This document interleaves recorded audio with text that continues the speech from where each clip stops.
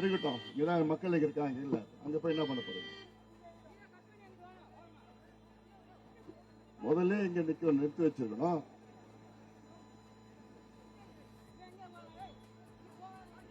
சரி, நடைபெறுகின்ற மக்களவை தேர்தலில் தேசிய ஜனநாயக கூட்டணியின் தர்மபுரி நாடாளுமன்ற தொகுதி பாட்டாளி மக்கள் கட்சியின் வெற்றி வேட்பாளர் உங்களுக்கெல்லாம் நன்கு அறிமுகமானவர், படித்தவர், பண்புள்ளவர், நேர்மையானவர், 20 ஆண்டு காலமாக பசுமை தாயகம் என்ற தொண்டு நிறுவனத்தின் தலைவராக பொறுப்பேற்று தமிழ்நாட்டில் 30 லட்சக்கணக்கில் மரக்கன்றுகளை நட்டவர். 1500 ஏரி குளங்களை அவர் தலைமையில் தூர்வாரியவர். ஐநா சபைக்கு சென்று பெண்களுடைய உரிமைகளை மீட்டெடுத்தவர். காலநிலை மாற்றம், பருவநிலை மாற்றத்தை பற்றி ஐநா மாமன்றத்தில் பேசியவர். பெண்களுக்கு ஏதாவது ஒரு பிரச்சனை என்றால் முதல் ஆளாக அங்கே சென்று போராடி பெண்களுடைய உரிமைகளும் மீட்டெடுத்து, அதிலும் குறிப்பாக பெண் குழந்தைகளுக்கு பிரச்சனை என்றால் அங்கே முதலில் குரல் கொடுத்து போராடிக் கொண்டிருப்பவர் பிரதான காவலர், சமூக நீதி போராளி மருத்துவர் ஐயா அவர்களால் இந்த தொகுதியில் நம் கூட்டணியின் வெற்றி வேட்பாளராக நிறுத்தி வைத்திருக்கின்ற முனைவர் சௌமியா அன்புமணி அவர்களை நீங்கள் எல்லோரும் ஆதரவு அளித்து மாம்பழம் சின்னத்தில் வாக்களித்து அவரை வெற்றி பெற செய்யுமாறு உங்கள் எல்லோரையும் பணிவோடு பாசத்தோடு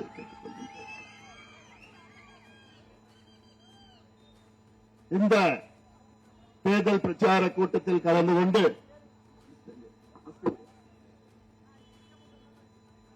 இங்கே வரைய வந்திருக்கின்ற நம்முடைய தர்மபுரி சட்டமன்ற தொகுதியின் சட்டமன்ற உறுப்பினர், மாவட்ட செயலாளர் மரியாதைக்குரிய திரு வெங்கடேசன் அவர்கள்,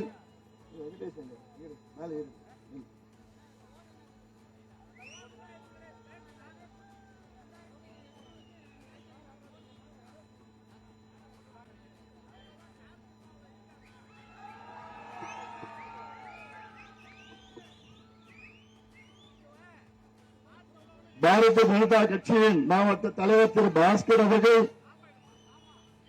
அதிமுகவின் மரியாதைக்குரிய திரு டி.கே. ராஜேந்திரன் அவர்கள்,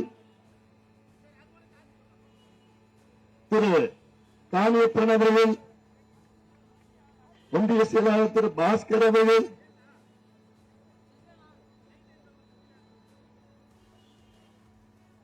தமிழ் மாநில காங்கிரஸ் கட்சியின் புகழ் அவர்கள், திரு ஓபிஎஸ் அவர்களின் அரங்கநாதன் அவர்கள், திரு சின்னசாமி அவர்கள், திரு காவேரியப்பன் அவர்கள், சங்கர் அவர்கள், ஓகே சுப்பிரமணியம் அவர்கள், பாலகிருஷ்ணன் அவர்கள், ஓகே கிருஷ்ணமூர்த்தி அவர்கள், வெங்கடேசன் அவர்கள், ஓகே எஸ் குமார் அவர்கள், பாரதிய ஜனதா கட்சியின் புவனேஸ்வரன் அவர்கள்,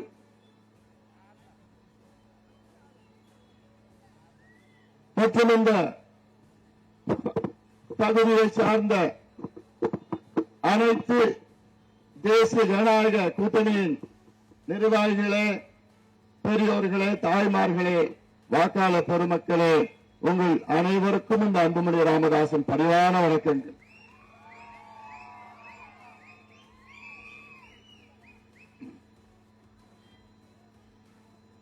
இந்த ஒரு வாரம் பேசி பேசி தொண்டையே போயிடுச்சுமா. உங்கள் எல்லாம் இன்று சந்திப்பதில் எனக்கு மிக்க மிக்க மகிழ்ச்சி. தொடர்ந்து 25 ஆண்டு காலமாக உங்களை சந்தித்து வருகின்றவன் இந்த அன்புமணி ராமதாஸ். வெற்றியோ தோல்வியோ தொடர்ந்து உங்களோடு அண்ணனாக, உங்களுடைய தம்பியாக, உங்களுடைய பிள்ளையாக இந்த மண்ணுக்கும் மக்களுக்கும் உரிமையை மீட்டெடுக்க ஓடோடி வந்து கொண்டிருப்பவன் இந்த அன்புமணி ராமதாஸ்.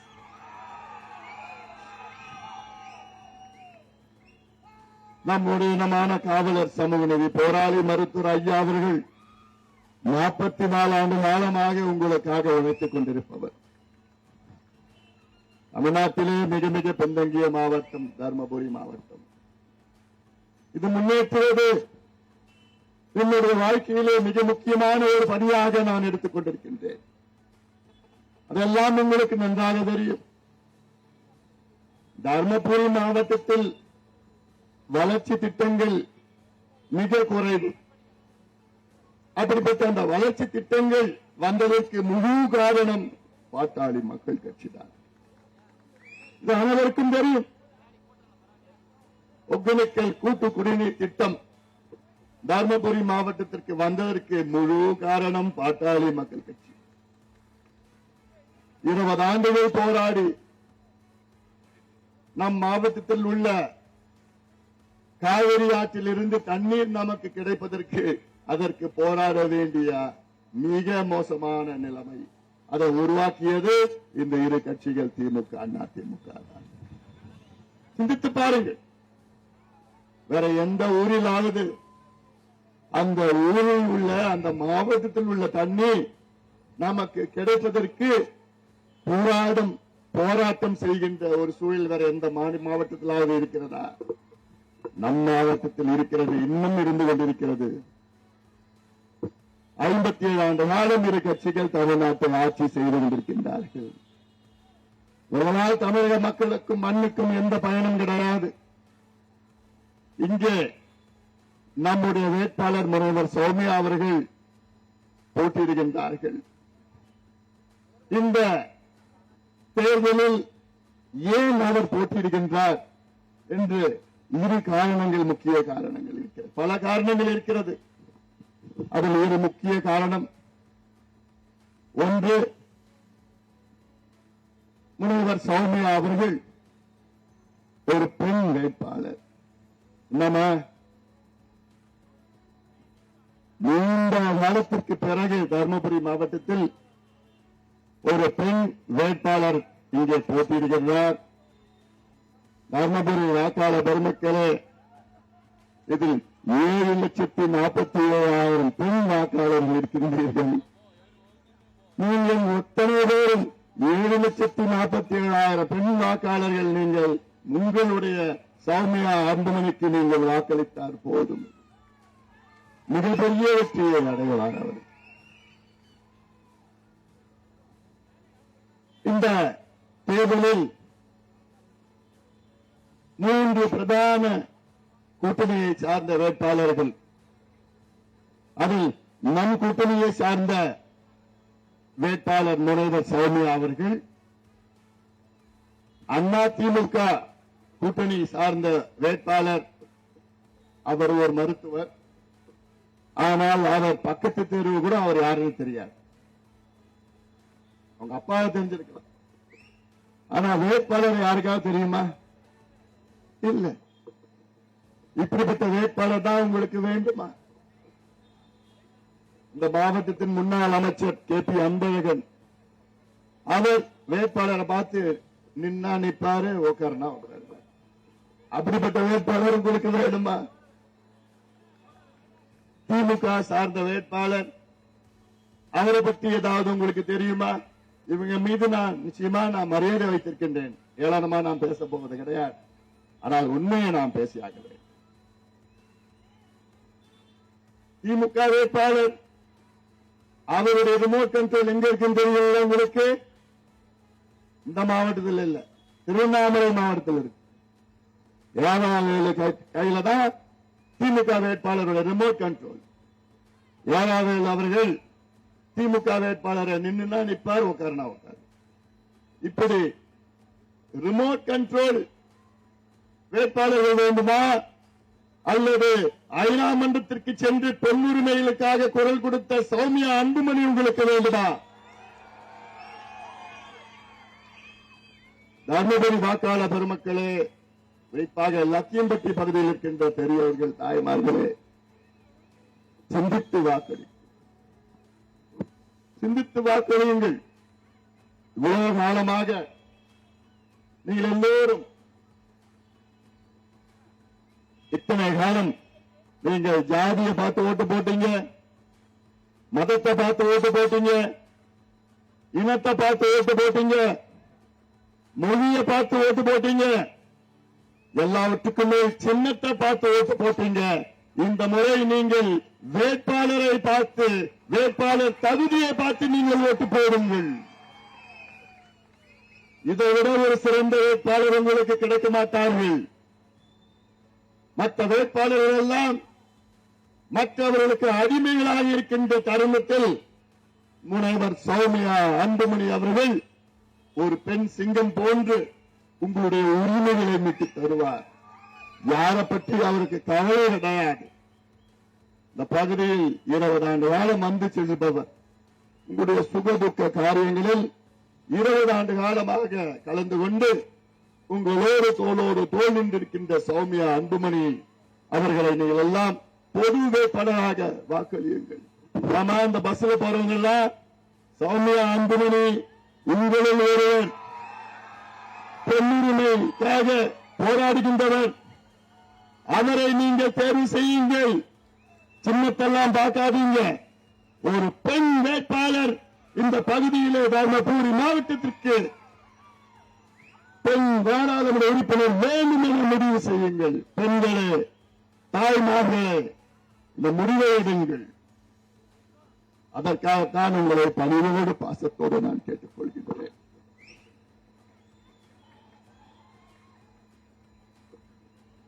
இந்த பகுதியிலே இன்னைக்கு தம்பி உதயநிதி ஸ்டாலின் இங்கே வருகை தந்திருக்கின்றார். தேர்தல் நேரத்தில் மட்டும் வருவார். வந்து அவருக்கு உடனே ஐயாவை பத்தி பேசணும், தருமபுரிக்கு வந்தா வன்னியர்களை பத்தி பேசணும், அவங்க தாத்தா செஞ்சதை பத்தி சொல்லுவாரு, அப்புறம் அவங்க அப்பா செஞ்சதை பத்தி சொல்லுவாரு, அப்புறம் இவர் செஞ்சதை பத்தி, இவர் செஞ்சது ஒண்ணும் கிடையாது, சொல்றதுக்கு ஒண்ணும் கிடையாது, வசனம் பேசிட்டு போவார். என்ன நம்மள கொஞ்சம் திட்டுவாரு, திட்டிட்டு போகட்டும், அவருடைய வேலை அப்படித்தான்.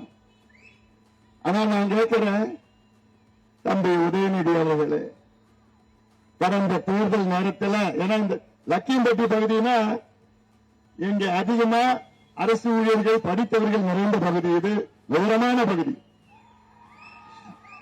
நான் உங்ககிட்ட பல கேள்விகள் கேட்கணும்.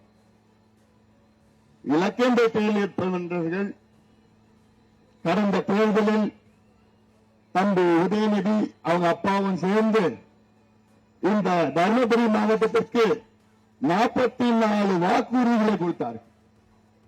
எவ்வளவு? 44 வாக்குறுதிகள். அதில் ஒரு வாக்குறுதி கூட நிறைவேற்றவில்லை. எந்த தைரியத்தில் மறுபடியும் இங்க உதயநிதி வந்திருக்கிறார் எனக்கு தெரியல. நீங்க ஏதாவது கேள்வியை கேட்க மாட்டீங்களா? அப்புறம் அவர் நாட்டை வராது, வாக்குறுதி கொடுக்கிறாரு. இதுல சில வாக்குறுதிகள் அவங்களுடைய நிறுவனர் அண்ணா அவர்கள் கொடுத்த வாக்குறுதி, அவர் அப்புறம் அவங்க தாத்தா கொடுத்தாரு, அவங்க அப்பா கொடுத்தாரு, இப்ப இவர் கொடுக்கிறாருன்னா நம்ம என்ன ஒண்ணுமே தெரியாது நமக்கு. இதெல்லாம் நீங்க சிந்தித்து பாருங்கள். அதிலும் முக்கியமா நான் சொல்றது, இந்த வாக்குறுதிகள் தர்மபுரி மாவட்டத்துக்கு மட்டும் 44 வாக்குறுதிகள், அதில் ஒன்று கூட நிறைவேற்றவில்லை. ஆனா இங்க வசனம், நான் கலைஞர் பேர ஸ்டாலின் அவர்களது பையன் அப்படின்னு பேசிட்டு வசனம் பேசிட்டு போவாரு.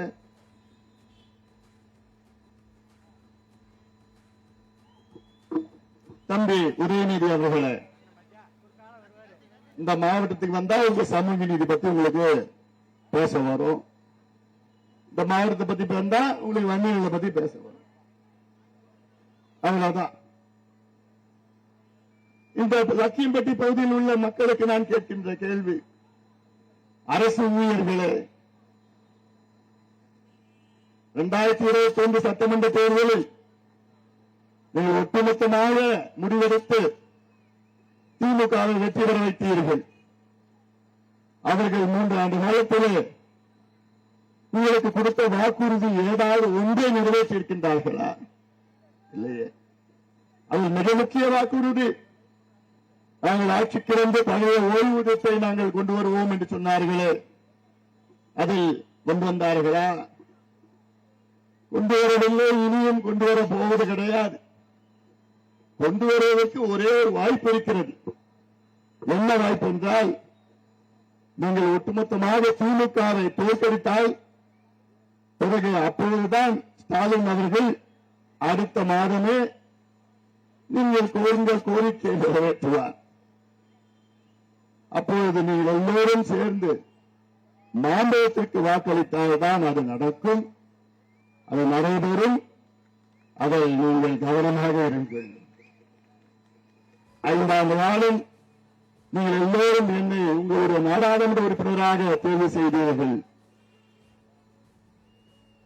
அதற்கு என்னுடைய ஆயுள் முழுவதும் உங்களுக்கு நன்றியுடன் பெற்றவன் நான்.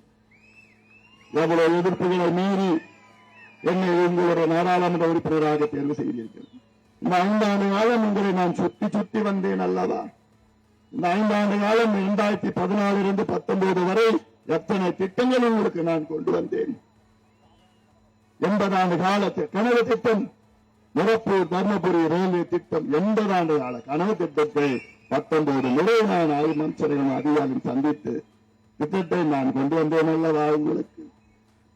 கடந்த தேர்தலில் நீங்கள் ஒரு தவறை செய்தீர்கள்.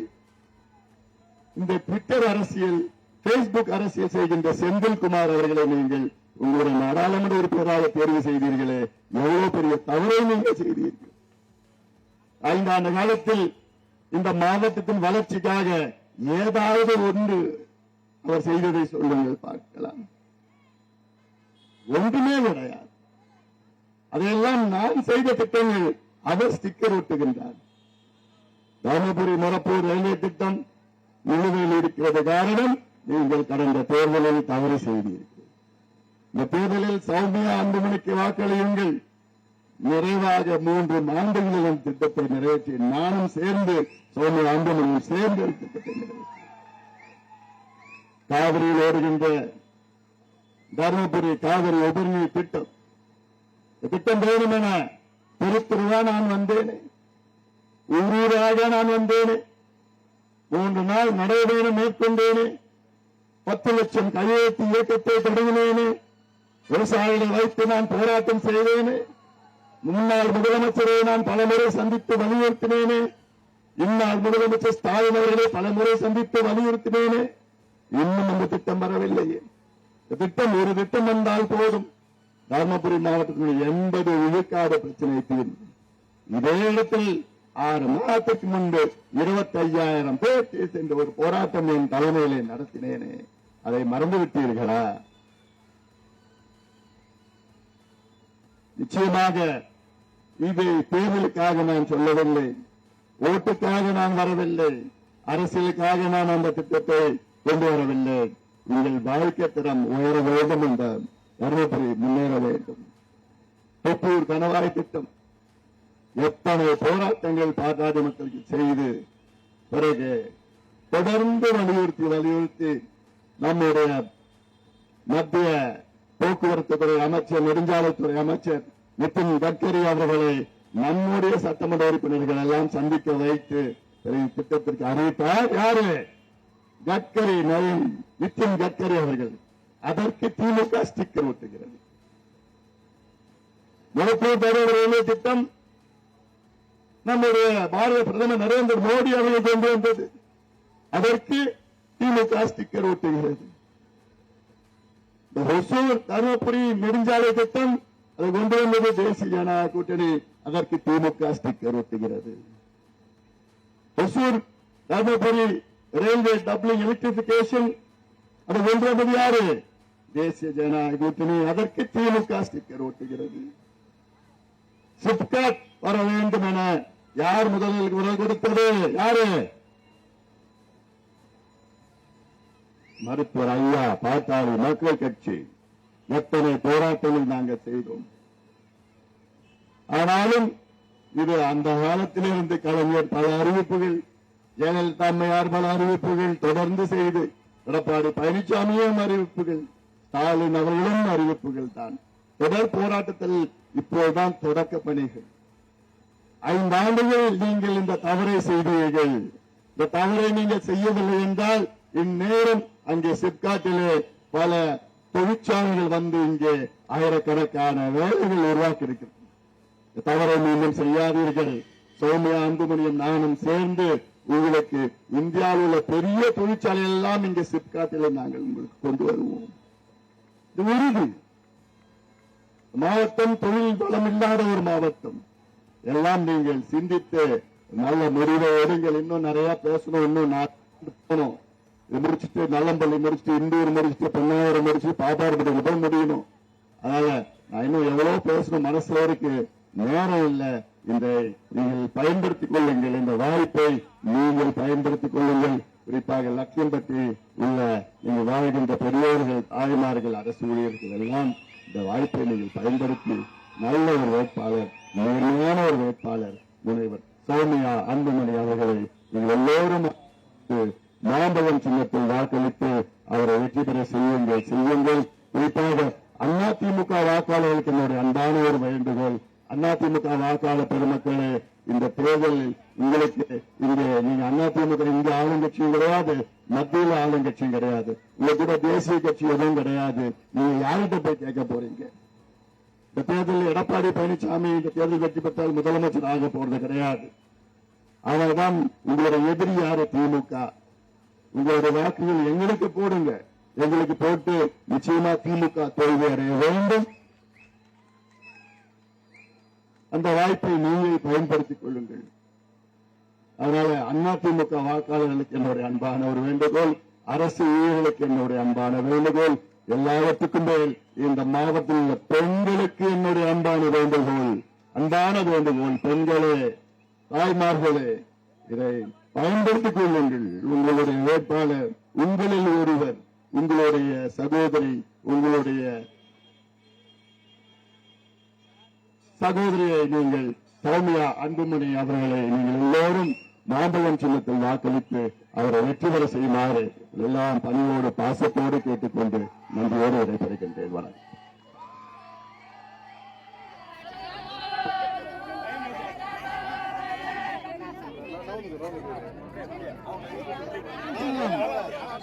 மேடையை நின்று பேசட்டுமா? கீழே ஊத்திருங்க.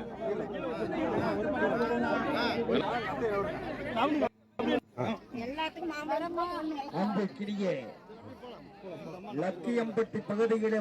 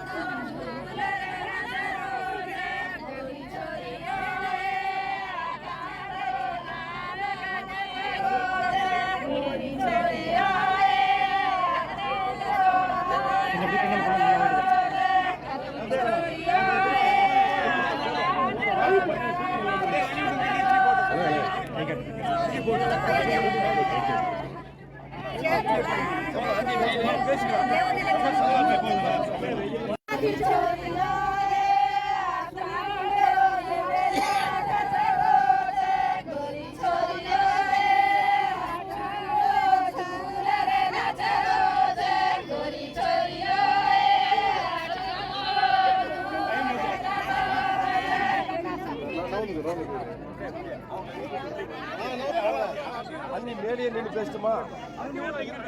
கீழே கீழே ஊத்திருங்க.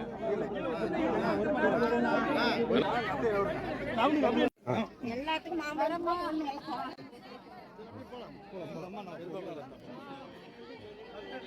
கொஞ்சம் மூவ் பண்ணுங்க.